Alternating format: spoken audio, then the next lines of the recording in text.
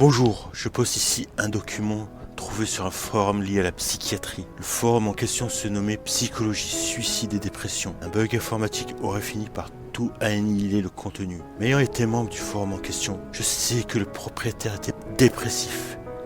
C'est sûrement lui qui a tout supprimé dans un accès de rage, avant de faire passer tout cela pour un bug. Mais bref, là n'est pas le sujet. Cette lettre a donc été postée par un policier possédant un master en psychiatrie. Ses collègues le lui auraient envoyé comme pièce à étudier dans le cadre de l'affaire Grégoire Jumierti. Il a présenté comme un ensemble typique d'éléments que l'on peut trouver chez les gens un peu dérangés. Personnellement, je la trouve creepy et assez émouvante. La voici. Pour Anna, je n'en peux plus. Il faut que j'en parle. Elle va venir me chercher, j'en suis sûr. Ceci est à la fois mon testament et mon témoignage. Je tiens tout d'abord à m'excuser auprès de ma mère et de mes frères que je laisse en ce monde alors que j'aurais juré être toujours à leur côté. Je m'excuse aussi pour toi Anna, ma muse, que je n'aurais jamais dû quitter. Et aussi pour Wolfie, notre chien. Je tiens à ce que mes maigres possessions ou ce qu'il en restera soient partagés à égalité entre ces personnes. Tout a commencé par une belle soirée de mai. Je me promenais comme chaque semaine en quête d'inspiration, près des lacs de la région. Cette fois-ci, j'avais choisi le lac du Vernois, un petit lac dans un vallon isolé de la route reliant le Frasnois à Chevrotaine. Je trouvais ses rives bordées de roseaux et son isolement stimulant pour la production poétique. Ce soir-là, donc, je me suis couché sur mon tapis de sommeil au bord de ce maudit lac. Que je sois damné pour m'être endormi à ce moment-là. Je ne me suis réveillé que plusieurs heures après. La nuit était tombée. Et en me levant, prenant conscience que je devrais me dépêcher de rentrer à ma voiture pour ne pas geler.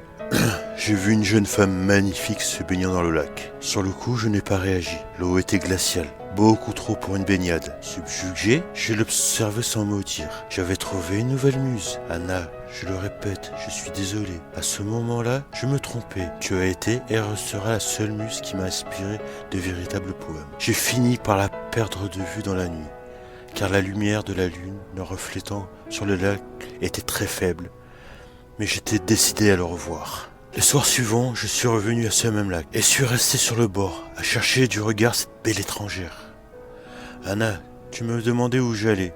Tu le sais maintenant. Cependant, j'avais beau y retourner, je ne le voyais jamais nulle part. Mais le 7e soir, je l'ai enfin aperçue de nouveau. Elle était là. La lune était cette fois-ci pleine, si bien qu'on voyait comme en plein jour.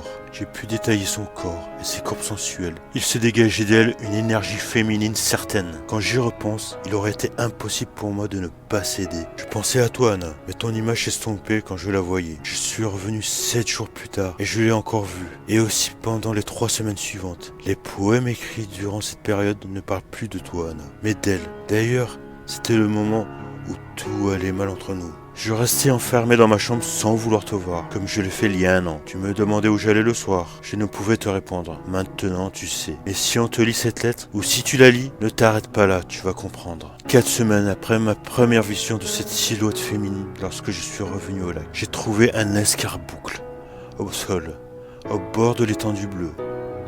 Une pierre rouge luisante, la plus belle que j'ai jamais vue. J'aurais voulu te l'offrir, mais tu étais déjà parti. Je l'ai tout de même prise et continué à observer la dame du lac, comme je l'avais nommée dans un poème. Cachée dans les roseaux, m'étant éloigné de l'endroit de découverte de la pierre, je l'ai vue sortir de l'eau. Elle avait l'air paniquée, même en sachant qu'elle cherchait l'escarboucle. Je l'ai gardée pour être toujours en contact avec elle. J'aurais dû la jeter dans le lac. Elle l'aurait récupérée et tout aurait été réglé. Mais non, je l'ai gardée avec moi. 1 semaine plus tard, elle n'est pas venue. La semaine suivante non plus. Je m'enfonçais dans la dépression, solitaire, en bon poète maudit. J'essayais de l'appeler, mais tu ne répondais pas, Anna. Ce qui était légitime, je t'avais trompé en rêve et j'avais trahi ma muse. C'est alors qu'elle m'a rendu visite. Un soir de juillet, elle est apparue sur le seuil de ma porte, en me demandant qui sonnait à 7 heures de la nuit.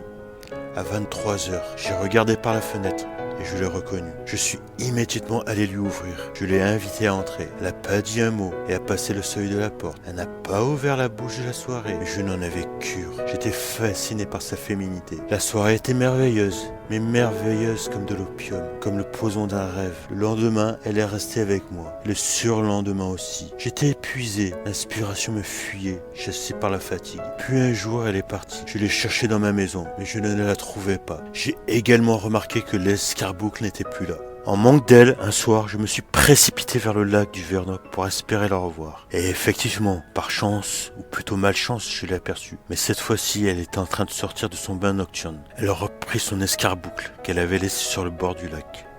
Elle a porté à son front, délicat, elle y a enfoncé. Ses jambes se sont fendues en une queue de serpent. Sa tête s'est muée en celle d'un chien. Des ailes de chauve-souris lui ont poussé sur le dos. J'ai hurlé à cette vision d'enfer et j'ai couru à ma voiture. J'ai démarré au quart de tour en priant pour ne pas caler. Et à peine eu le temps de voir dans leur rétroviseur le monstre me poursuivre. Mais heureusement, il n'allait pas assez vite pour attraper le miracle de force brute qu'est le moteur à explosion. Depuis, je suis hanté par des visions. La nuit, je crois la voir au pied de mon lit, prête à me dévorer. Je me suis renseigné et j'ai découvert quelque chose. Personne ne pourrait m'aider, pas même toi, Anna. Quiconque voit une vouivre est destiné à être poursuivi par elle jusqu'à la mort, et même au-delà. J'ai une arme sous mon oreiller maintenant, et des alarmes installées partout dans la maison. Mais j'ai peur pour ma vie. Et surtout, j'ai peur pour toi, Anna. J'ai peur de te perdre à jamais. Oh ma muse, car j'ai toujours l'illusion de pouvoir te retrouver un jour. Ma muse, je m'excuse donc.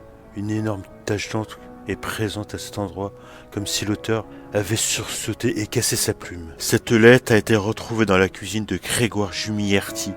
L'intérieur de sa chambre, à l'étage, a été carbonisé. Cet autoproclamé poète maudit était de l'avis du psychiatre qui le suivait dépressif et selon ses voisins très étrange. Par exemple, il passait parfois des semaines entières sans sortir de sa maison et éclatait en sanglots au beau milieu des discussions. Il posait également des feuillets sur lesquels étaient inscrits des poèmes sur les bancs de tous les parcs alentours, qui généralement s'envolaient au premier coup de vent. L'hypothèse la plus probable est celle d'un suicide particulièrement élaboré au cours duquel il se serait immolé dans sa chambre. Les policiers en charge de l'affaire ne comprennent toujours pas comment un feu assez intense pour réduire en cendres tout ce qui était présent dans la chambre ne s'est pas propagé au reste de la maison. Mais certains doctorants de la police nationale ont des théories à ce sujet. La femme dont il est question serait, selon les psychiatres, la projection d'un certain manque d'un poète dans sa relation avec la fameuse Anna. Relation que l'intéressé a révélé être restée platonique. Le suicide serait une conséquence de l'insatisfaction d'un désir et le terreau favorable que constituait la personnalité de cet auteur.